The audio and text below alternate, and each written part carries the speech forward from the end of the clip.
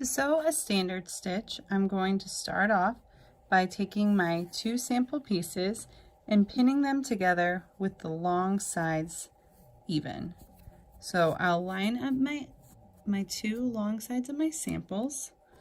I'm going to pin the corner. And notice how I'm pinning perpendicular to where I want to sew, to the edge of the fabric here, and then lastly I pin the middle, so the ends and then the middle.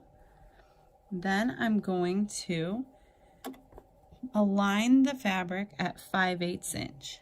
So to do that, I know that this long line is 5/8 inch, and then so I'm going to line it up there. And if you wanted to count, you could kind of see that this is 5/8, 4/8, 3/8, this is 1/8, and then this is 0.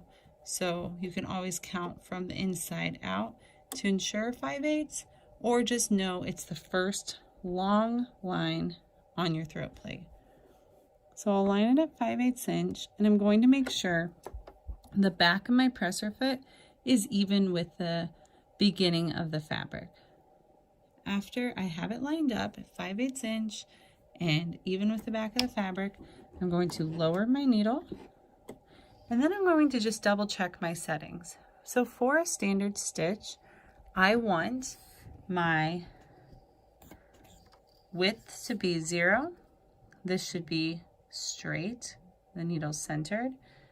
My buttonhole guide stays at 0, and my length is at 2.5. So now that I know my settings are correct, I'm going to start by back stitching. And I'll take out the pin as I go. When I get all the way to the end, I'll sew forward. And I'm keeping it at 5/8 inch.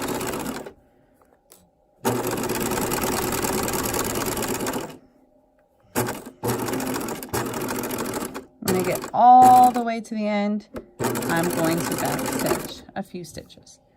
When you're finished, raise your needle, raise your presser foot, pull the fabric towards you, and then trim your threads nice and close to the fabric. Go to the opposite end and trim both of those threads as well. Finally, I need to press my seam open. So I come to my ironing board, I take my iron, and I'm going to use the nose of the iron to help open up the seam, and then I'm going to press, and I can even help the rest of the fabric lay flat. Give it a good pressing, and that's how you do a standard seam.